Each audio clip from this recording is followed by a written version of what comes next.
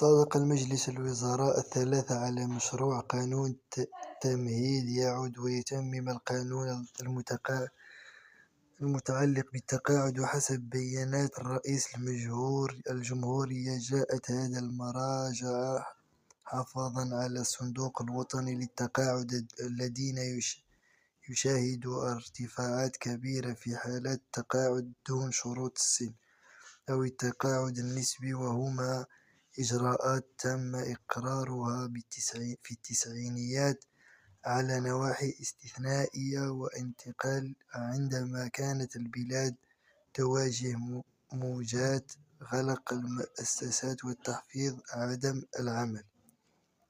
ويعزز النص الذي وافق على المجلس الوزراء مبادئ المساواة التي تضبط الإحلال على التقاعد ويحافظ المستقبل للصندوق الوطني للتقاعد ومصالحات المتقاعدين، ويؤخذ في حسبان انشغالات مماثلة للعمل.